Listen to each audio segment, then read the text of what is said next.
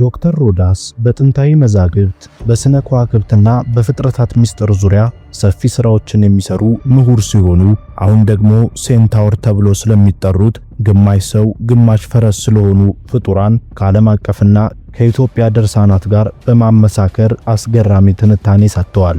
ይህ ዝግጅት በአፈታሪክና በእውነት መካከል ያለውን ድንበር የሚፈትሽ በጥንት ዘመን የነበረውን የጥበብና የተፈጥሮ መዛባት ምስጢር የሚመረምር በመሆኑ እስከ መጨረሻው አብራችሁን ብትቆዩ እጅግ አስገራሚ ነገሮችን ትሰማላችሁ። ዶክተር ሮዳስ ታደሰ ለዚህ ምርምር መነሻ ስለሆናቸው ነጥብ ሲያብራሩ ዛሬ የምነግራችሁ ስለ ሴንታውር ነው። ይህን ልነግራችሁ የፈለኩበት ምክንያትም ወዲህ ነው። አንድ ፊሳልጎስ የተባለ ጥንታዊ መጽሐፍን ስተረጉም ካሳተምኳቸው 23 መጽሐፍት መካከል አንዱ የፊሳልጎስ መጽሐፍ ስለ እንስሳት፣ ስለ አራዊት፣ ስለ አዋፋት የያዘ በጣም ጥንታዊ መጽሐፍ ነው ሲሉ ይንደረደራሉ።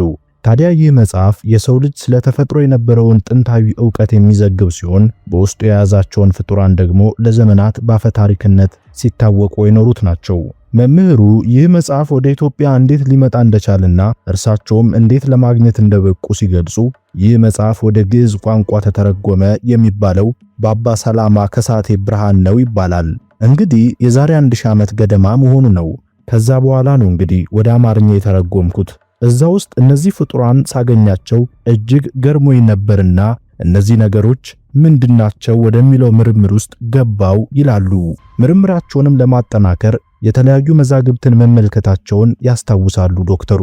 የተለያዩ ዶክመንቶችን ኢትዮጵያውያን የጻፏቸውን የተረጎሟቸው መጽሐፍትን ለመመልከት ሞከርኩኝ። በመላው ዓለም ያለውን ነገር ለማየት ሞከርኩኝ። እንግዲህ በእነዚህ ዙሪያ ጥናታዊ ጽሑፍ ያቀረበ በእኛ ሀገር አልገጠመኝም ሲሉ በጉዳዩ ላይ ያለውን የግንዛቤ ክፍተትና እሳቸው የመጀመሪያው እንደሆኑ ይጠቁማሉ። ሴንታውር በመላው ዓለም በሚገኙ አፈ ታሪኮች ውስጥ ስር የሰደደ ታሪክ ቢኖረውም በአገራችን ደረጃ እንዲህ አይነት ጥልቅ ምርምር ተደርጎበት አለመቅረቡ ስራውን ለየት ያደርገዋል። ስለ ፍጡራኑ ማንነትና ቅርጽ አስገራሚነት ሲያብራሩም ሴንታውር በጣም አስገራሚ ፍጡራን ናቸው። በመላው ዓለም ስለ እነዚህ ነገሮች ይነገራል። በብዙ አገራት አፈ ታሪክ ውስጥ አሉ። ከየት መጡ? ይህ የናንተ የኔም ጥያቄ ነው ካሉ በኋላ የሰውና የፈረስ ቅርጽ ጥምረት እንዴት ሊይዙ እንደቻሉ ጥያቄ ያነሳሉ። ዶክተር ሮዳስ አስከትለውም በመሰረታዊ ነገሩ ምንድናቸው? እንዴት ይህንንስ ቅርጽ ሊይዙ ቻሉ? የሰውና የፈረስ አይነት ቅርጽ እንዴት ሊይዙ ቻሉ? ጄኔቲክ ማኒፑሌሽን አለ ማለት ነው በማለት በዘመናዊ ሳይንስ ጂን ማቀላቀል የሚባለው ሂደት በጥንት ዘመን ተከስቶ ይሆን የሚል ጥርጣሬያቸውን ያጋራሉ። በተለያዩ ስልጣኔዎች ውስጥ ስላላቸው ቦታ ሲተነትኑም በተለያዩ አፈታሪኮች በግሪክ ብትሄዱ፣ በሮማ ብትሄዱ፣ በሂንድ ብትሄዱ፣ በአውሮፓ ውስጥ ባሉ ጥንታዊ ስልጣኔ በነበራቸው ሀገራት ብትሄዱ፣ በተለያዩ ዓለማት ብትሄዱ እነዚህ ሰውና ፈረስ መሰል ዝርያዎች ይነገራል። ጉዳዩም የአንድ አካባቢ ብቻ ሳይሆን የዓለም አቀፍ ድርሳናት ሀብት መሆኑንም ያስገነዝባሉ። እነዚህ ፍጡራን በፊልሞችና በመጽሐፍት ውስጥ በተደጋጋሚ መታየታቸውም የሰው ልጅ ንቃተ ህሊና ውስጥ ያላቸውን ቦታ ያሳያል። ዶክተር ሮዳስ የሰው ልጅ አእምሮ ሊመረምራቸው ከሚገቡ ጉዳዮች አንዱ ይህ እንደሆነ ሲናገሩ ብዙ አፈ ታሪክ አለ፣ ብዙ ሚቶሎጂ አለ እና ምንድነው ይሄ ሚቶሎጂ ብለን እንድናጤን ያደርገናል። በተጨማሪ ደግሞ በጣም ብዙ ፊልሞች ተጽፈዋል፣ ብዙ መጽሐፍትም ተጽፈዋል እና እነዚህን ማየት የተለመደ ነው። ስለዚህ ጭንቅላት ይጠይቃል። ምንድናቸው እነዚህ ፍጡራንስ ከየት መጡ ካሉ በኋላ ፈጣሪ የሰጠንን አእምሮ በመጠቀም መልካሙን ካልባሌው መለየት እንዳለብን ያሳስባሉ።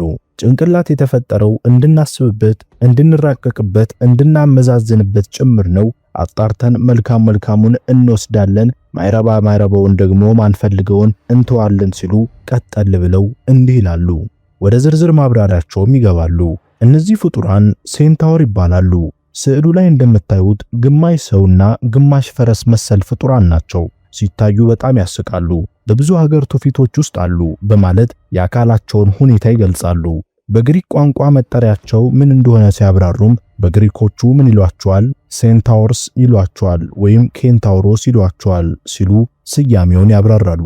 በኢትዮጵያ ጥንታዊ መዛግብት ውስጥ ስላላቸው መጠሪያ ደግሞ ዶክተሩ የሚከተለውን ብለዋል። በኢትዮጵያ መዛግብት ውስጥ ምን ተብሎ ተጠርተዋል ብዬ ትንሽ ለመመራመር ስሞክር ወደ 4 ስሞችን አይቻለው። አንደኛው ሴሬኒስ የሚል ነው፣ ሁለተኛው ሴሩኔስ የሚል ነው፣ ሶስተኛው አውቅጥሮንስ የሚል ነው፣ አራተኛው ሰበዳት የሚል ነው። በማለት አራት አይነት መጠሪያዎች በአገራችን ብራናዎች ላይ መገኘታቸውን ይገልጻሉ። ይህ የሚያሳየው ኢትዮጵያውያን ሊቃውንት ስለነዚህ ፍጡራን ያላቸው ዕውቀት እጅግ የላቀና የጥንት መረጃዎችን የያዘ መሆኑን ነው። ስለ ፍጡራኑ ጥንታዊ ስያሜ ትርጓሜ ሲያብራሩ ኬንትሮስ የግሪክ ቃል ነው፣ ግን መነሻው አይታወቅም ይላሉ። አብዛኞቹ ምሁራንም የሚዋጋ በሬ የሚል ትርጉም ይሰጡታል። ምክንያቱም ኬንና ታውሮስ የተለያዩ ቃላት ናቸው። ታውሮስ ማለት ተዋጊ ቡል በሬው ማለት ነው ሲሉ ይናገራሉ። አስከትለውም እነዚህ ፍጡራን በፈረስ ጀርባ ላይ ሆነው በሬ የሚያድኑ ቀስተኞች ሊሆኑ እንደሚችሉ አንዳንድ የግሪክ ምሁራን የሚሰጡትን ፍቺ ይገልጻሉ። ሴንታውሮች የት ይኖሩ ነበር ለሚለው ጥያቄ የግሪክ አፈ ታሪክን ዋቢ አድርገው ሲገልጹ በግሪክ ሴንታውሮች ያለመዱ ወይም ያልተገሩ የዱር ፈረሶች አድርገው ያዩዋቸዋል። በተለይ የት ይኖሩ ነበር የሚለውን የግሪክ አፈ ታሪክ ምን ይላል? በማጌኒያና በኤሊስ ውስጥ ባለው በፎሎይ ኦክን ውስጥ ይኖራሉ የሚል ጽፈዋል። ሌሎቹ ደግሞ በቴሳሊ በሚገኘው በፔሊዮን ተራራ ውስጥ ይኖሩ ነበር ብለው የጻፉም አሉ። ሴንታውሮች መኖራቸውን በሚመለከት ዶክተር ሮዳስ ሲያብራሩ በተለይ ደግሞ ሴቶችም አሉ የሚል ሌላ ሐሳብ አለ። የግሪኮቹ በተለይ ደግሞ ሴንቶራይድስ ወይም ሴንቶሬስ በሚል የሴት ሴንቶሮች ናቸው ይላሉ። እነዚህ ፍጡራን የሚያሳዩት ጥንታዊ ሞዛይኮች መገኘታቸው የታሪኩ ስር መስደድን ያሳያል። እነዚህ ሴት ሴንተሮች በጥንት የግሪክ መጻሕፍት ባይጠቀሱም በኋላ ዘመን በተገኙ ጽሑፎችና ስነ ጥበቦች ውስጥ መታየታቸውን ይገልጻሉ።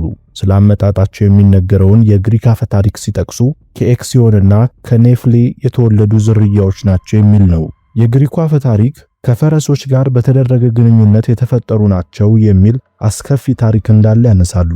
ይህንን ነጥብ ከኢትዮጵያ መዛግብት ጋር ሲያገናኙት የሰው ልጆች ከነዚህ የማግኔዥያ ፈረሶች ጋር ጾታዊ ግንኙነት አድርገው የተገኙ ናቸው የሚል ጄኔቲክ ማኒፑሌሽን በመጽሐፈ ሄኖክ ላይ ተውላጠ ዓለም ይለዋል ሲሉም ያያይዙታል። ዶክተር ሮዳስ በመጽሐፈ ሄኖክ ላይ የተጠቀሰውን ተውላጠ ዓለም ወይም የዓለም ለውጥ የሚለውን ምስጢር ሲያብራሩ ከተሰሩት ኃጢአቶች መካከል አንዱ ተውላጠ ዓለም የሚል ነው። የዓለም ለውጥ ተፈጥሮን ማቀያየር፣ ተፈጥሮን ማዛባት ወይም ጄኔቲክ ማኒፑሌሽን እንደማለት ነው በማለት በጥንት ዘመን የነበረውን አስከፊ ተፈጥሮ መዛባት ይጠቁማሉ። ሰውን ፈረስ በቅሎ ማድረግ፣ ፈረስ በቅሎን ደግሞ ሰው ማድረግ ይሄ እንግዲህ የኢትዮጵያውያን ሊቃውንት የጻፉት ነው ሲሉ ቀጠል ብለው ይገልጻሉ። ይህ የተፈጥሮ መዛባት በእግዚአብሔር ዘንድ የተጠላ ተግባር እንደነበርም ሲያስረዱ በዛ ዘመን ይሰራ የነበረው በተለይ የወደቁትና የቃየል ልጆች በተጋቡበት ጊዜ የተሰራ አስከፊ ነገር አለ ማለት ነው። እንግዲህ ሰውን ፈረስና በቅሎ ማድረግ ወይም ፈረስ በቅሎ ሰው ማድረግ ማለት የሰውን ዘር ወይ ወደ ፈረስ ወይ ወደ በቅሎ ውስጥ ማስገባት ሊሆን ይችላል ሲሉ ይናገራሉ። ይህ የጂን ቅልቅል እግዚአብሔር ካልፈጠረው ውጪ የሆነ ፍጡር እንዲፈጠር ማድረጉንና ለጥፋት ውሃ መምጣት አንዱ ምክንያት እንደነበር ያስረዳሉ። በፊስ አልጎስ መጽሐፍ ላይ የተገኘውን መረጃም ሲዘረዝሩ ሴሩኒስ አውቅጣውሮን ብሎ ነው የሚጽፋቸው። እንግዲህ ሶስት አይነት ስያሜን የሰጣቸው እነሆ ከፊታቸው እስከ እምብርታቸው የሰው መልክን ይመስላሉ፣ ከእምብርታቸው በፊት ደግሞ የወፍን ይመስላሉ። ይህ እንግዲህ አንደኛ ዝርያ ነው ማለት ነው በማለት ዶክተር ሮዳስ ያብራራሉ። ፍጡራኑ በሶስት አይነት መልኩ ሊታዩ እንደሚችሉ ይገልጻሉ። ሌላኛው ዝርያ ደግሞ ከእምብርቱ በታች ፈረስን የሚመስለው ሴሮኒክስ እንደሆነም ይገልጻሉ። እነዚህ ፍጡራን በመንፈሳዊ ትርጓሜዎች ምን እንደሚመስሉ ዶክተሩ ሲያብራሩ እነዚህ ፍጡራን ግን ጥሩዎች እንዳልሆኑ መጥፎች እንደሆኑ ይጽፋል ካሉ በኋላ ነብዩ ኢሳይያስ በመጽሐፉ የጠቀሳቸውን አጋንንታዊ ፍጡራን ምሳሌ አድርገውም ያቀርባሉ። የቃላቸው ድምጽ ደግሞ ያማረ አይደለም፣ በጣም ደስ የሚያሰኝም አይደለም ይላል። እንደውም ሁለመናቸው የታወከ አይነት ብሎ ይገልጻቸውና በምን ይመስላቸዋል? ሁለት ነገሮች ነው። ሰውና ፈረስ አይነት ነው የምታዩ፣ ምንም የሚያስደስት ነገር አይደለም ሲሉ ይገልጻሉ። እንደ ዶክተር ሮዳስ ትንታኔ እነዚህ ፍጡራን በቤተ ክርስቲያን መተርጉማን እይታ በመንፈሳዊ ቦታ ሲታዩ በጣም ጻድቅ የሚመስሉ ሲወጡ ግን በጣም አስቀያሚ እግዚአብሔር የሚጠላውን ሕይወት ያላቸው ሰዎች ምሳሌ ናቸው ተብለው ተቀምጠዋል። ይህም የአካላቸው አለመስማማትና ድብልቅነት የግብዝነትና የሁለትዮሽ ሕይወት ምልክት ተደርጎም መወሰዱን ያሳያል። ስለ ታላቁ አባ እንጦንስና ከነዚህ ፍጡራን ጋር ስለነበራቸው ግንኙነት ሲያወሱ አባ እንጦንስ ከነዚህ ፍጡራን ጋር በመንገድ ላይ ሲገናኙ የሚያሳይ ስዕልም አለ፣ ታሪክም አላቸው። በተለይ ገድለ አባ እንጦንስ ላይ ማለት ነው ብለዋል ዶክተር ሮዳስ። አባ እንጦንስ በበረሃ ሲጓዙ ግማሽ ሰው ግማሽ ፈረስ የሚመስል ሴንቶርስ አግኝተው አቅጣጫ እንደጠየቁትና ፍጡሩም በማይታወቅ ቋንቋ አናግሯቸው አቅጣጫውን በእጁ ጠቁሞ እንደጠፋ በገድላቸው ላይ ተመዝግቦ እንደሚገኝ ይገልጻሉ። ዶክተር ሮዳስ ቀጠል ብለው አባ አንጦንስ ሳቲር የተባለ ሌላ ፍጡር እንዳገኙና ያ ፍጡርም በረሃ ውስጥ እንዳሉ ፍጡራን መዋቲነን ግን ሰዎች በስተት ፋውንስ ሳትሪን ኢንኩቢ እያሉ እኛን ያመልኩናል፣ እኛ ግን አምላክ አይደለንም ማለቱን ጠቅሰዋል። አባ አንጦንስም ይህንን የሚመለከትበት ቦታም አባ አንጦንስም ይህንን ፍጥረት የተመለከቱበትን ቦታ ረግመውት ማለፋቸውን ይናገራሉ። ይህ የሚያሳየው እነዚህ ፍጡራን በበረሃዎች የሚገኙና በሰዎች ዘንድ እንደ አምላክ ይታዩ የነበሩ መሆናቸውን ነው። በድርሳነ መስቀል ላይ ስለተጠቀሰው የንጉሥ ቆስጠንጢኖስ ታሪክ ሲያብራሩም የተቆፈረ መሬት ውስጥ መቆፈር ጀመሩ እና እነዚህን ፍጡራን በምድር ውስጥ አገኟቸው ይላል። ከዛ በኋላ ምን ይላል? መልካቸውና አርአያቸው ከሰው ፍጥረት ፈጽሞ የተለየ ነው ይላል በማለት ፍጡራኑ በመሬት ውስጥ ተቀብረው ሊገኙ እንደሚችሉ ይጠቁማሉ። የነዚህ ፍጡራን መልክ አስፈሪና አንዳንዶቹም 7 ራስ ያላቸው እንደነበሩ በሰነዱ ላይ መገለጹን ያብራራሉ።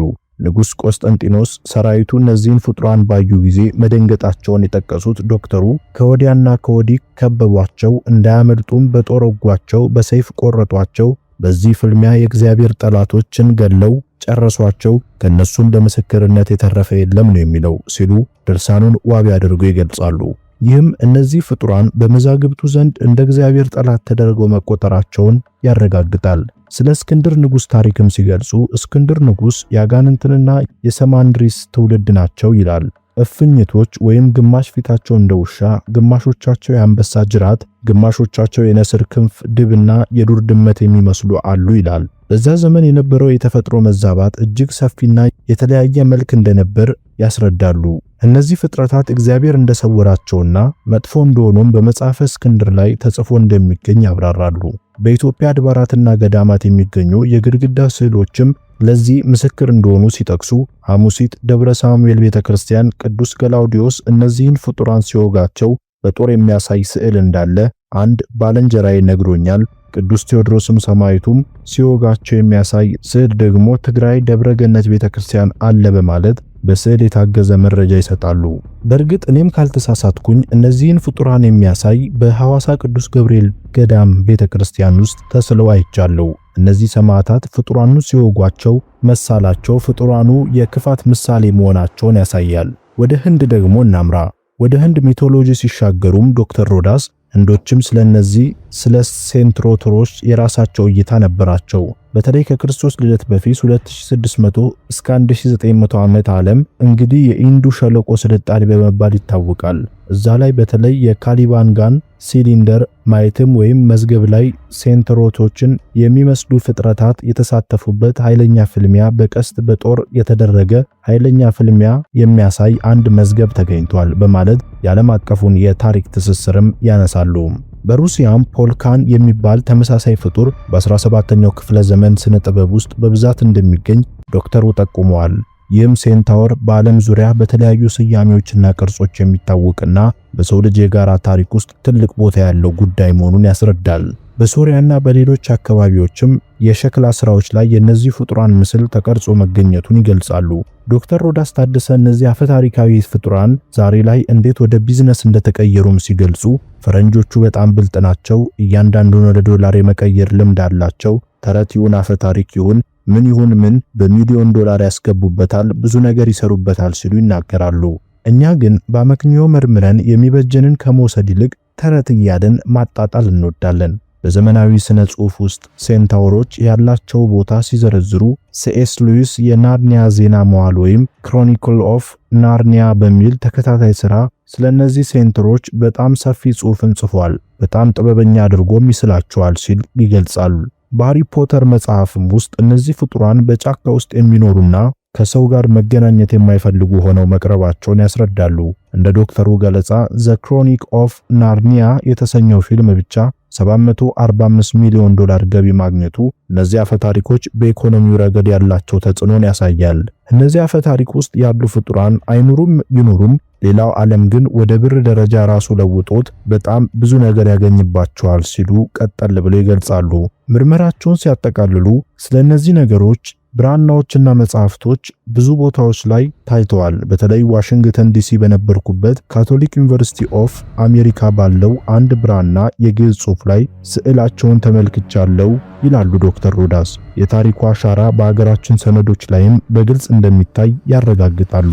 ይህም ለተመራማሪዎች ሰፊ የጥናት በር የሚከፍት ጉዳይ ነው። በእኔ እይታ ይላሉ ዶክተር ሮዳስ፣ በአንድ በኩል በጥንት ዘመን የነበረውን የተፈጥሮ ሳይንስና መንፈሳዊ ትርጓሜ ሲያሳዩን፣ በሌላ በኩል ደግሞ የሰው ልጅ ቅዠትና እውነት እንዴት ተሳስረው ለዘመናት እንደዘለቁ ይጠቁሙናል።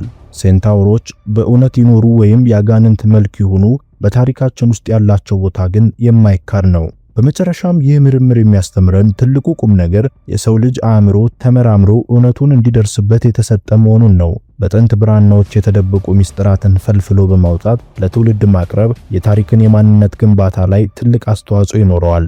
ዶክተር ሮዳስም ይህንኑ የጥበብ መንገድ እንድንከተል ጥቆማ ሰጥተውናል። ይህ ዝግጅት ስለ ሴንታውሮች ያለንን ግንዛቤ ከማሳደጉም በላይ በአገራችን መዛግብት ውስጥ ምን ያህል ያልተነኩ ሀብቶች እንዳሉ እንድንረዳ ያደርገናል። በጂን ማቀላቀል ወይም ጄኔቲክ ማኒፑሌሽን እና በተፈጥሮ መዛባት ዙሪያ የሚነሱት ነጥቦች ደግሞ ለዘመናዊ ሳይንስ ትልቅ ጥያቄ የሚጭሩ ናቸው። እናንተስ ምን አስተያየት አላችሁ? እንደው እግር ጥሏችሁ እነዚህን ፍጡራን አይታችኋቸው ታውቃላችሁ? ካያችኋቸው እንደተለመደው ሐሳብ፣ አስተያየት ኮመንት ላይ እንድታሰፍሩ እጠይቃችኋለሁ። ፕሮግራሙን ያቀረብኩት ጌራ ነበርኩ። መልካም ጊዜን ተመኘው።